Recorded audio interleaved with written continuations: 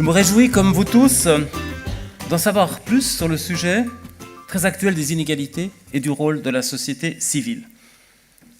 Vous vous demandez peut-être pourquoi la Fédération genevoise de coopération traite des inégalités. Précisément parce que la coopération, c'est fondamentalement la lutte contre les inégalités. Notre monde en guerre produit en retour d'innombrables inégalités qui seront le terreau de nouveaux ressentiments qui produiront de la violence dans un cercle sans fin.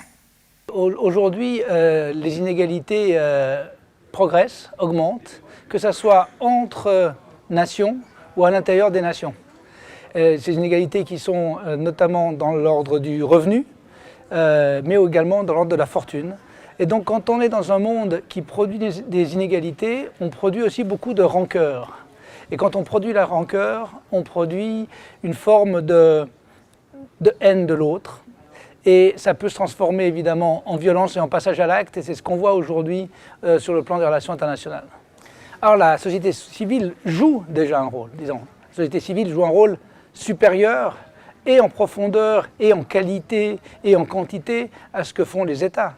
Donc ça, il faut le dire, il faut le rappeler. C'est bien parce qu'il y a des gens qui s'organisent localement partout dans le monde et qui entretiennent entre eux des liens de solidarité qu'on avance vers un peu plus d'humanité dans le monde.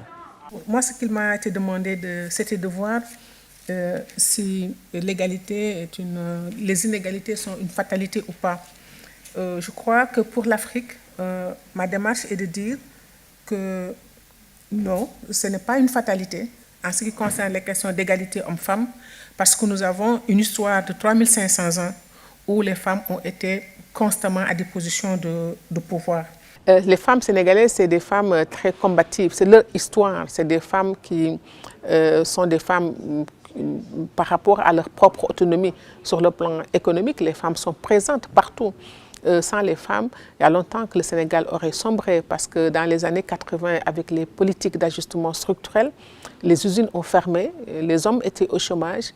Il a fallu que les femmes sortent des ménages pour prendre en charge ces problèmes, relever ces défis et faire en sorte que les familles continuent à survivre.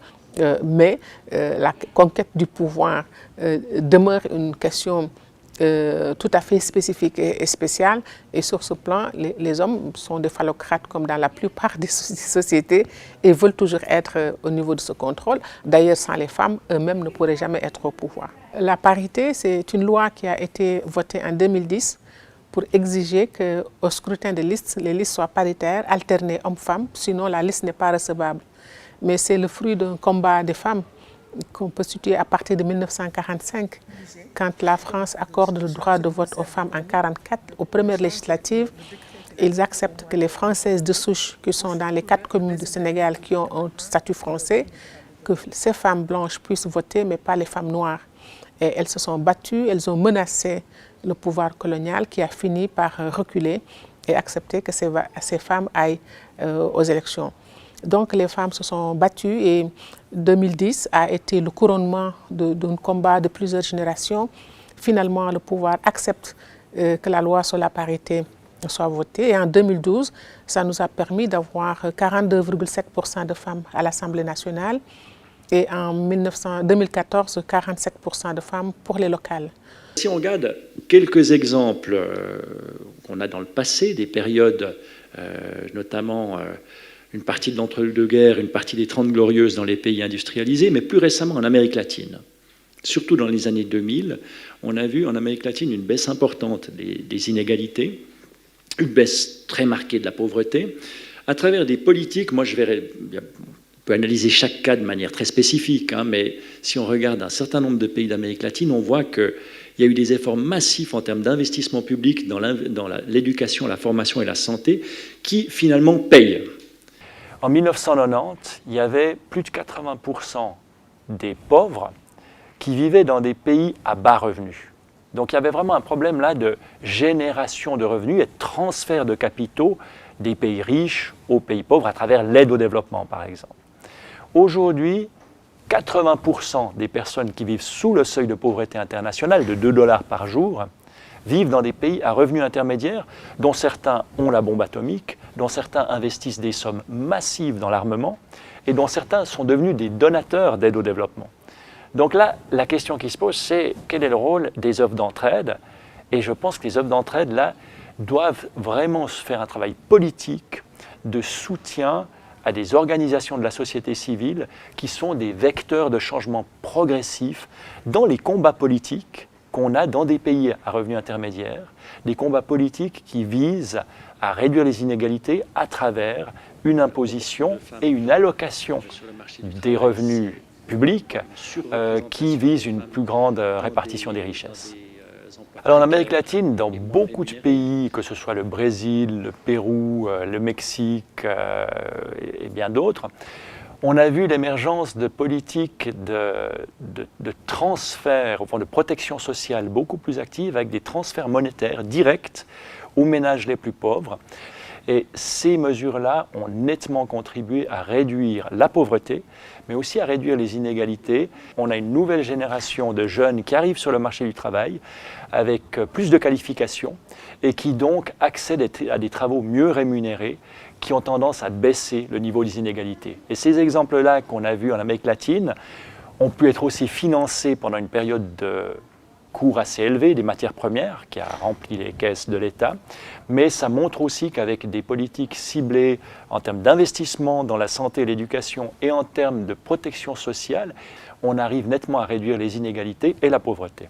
Quand je vois, par exemple, maintenant aussi dans l'agenda du développement durable, on met tous les espoirs sur l'éducation. L'éducation devrait tout résoudre, les problèmes de santé, les problèmes d'environnement, les problèmes justement d'égalité, d'inégalité. On met énormément d'espoir sur l'éducation. Or, pour moi, la grande question maintenant, c'est est-ce que l'éducation est outillée, est-ce qu'on est armé, est-ce qu'on délivre ça? Si vous prenez en pourcentage du budget de l'État, vous avez souvent beaucoup de ressources en fait, qui sont allouées à l'éducation, avec donc des progrès assez spectaculaires en termes d'accès à l'éducation et en termes aussi de parité entre les filles et les garçons, où certains pays ont aussi eu des politiques très volontaristes.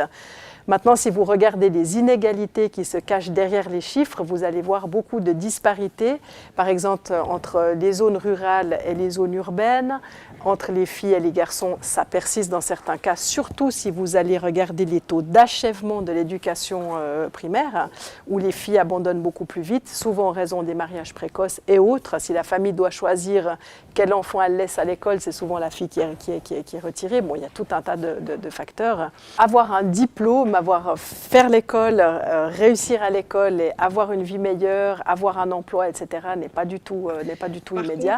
Donc ça pose le sens, en fait, ça pose la question du sens de l'éducation. Pourquoi est-ce qu'on va à l'école? Qu'est-ce qu'on en retire? Est-ce que c'est utile? Est-ce qu'on apprend peut nous permettre de comprendre l'environnement dans lequel on est, d'agir sur cet environnement et d'avoir en fait une qualité de vie qui est meilleure? On a en tête toujours le même modèle d'éducation qui est souvent malheureusement une éducation de très mauvaise qualité. C'est-à-dire on a un problème de sens, à quoi doit servir l'éducation, mais on a aussi un problème d'efficacité parce que les enfants dans de nombreux pays n'atteignent pas les résultats minimums d'apprentissage en lecture, écriture, mathématiques qui sont souvent testés au cours du cycle primaire. Donc en fait, on a de gros problèmes à ces deux niveaux. Et si vous avez un manque de pertinence et de qualité de l'éducation, ça a un lien avec les inégalités parce que, en particulier pour les enfants les plus pauvres, aller fréquenter une école qui ne vous apporte rien, qui ne sert à rien et dans laquelle vous apprenez très peu de choses, en fait, c'est tout simplement pas possible.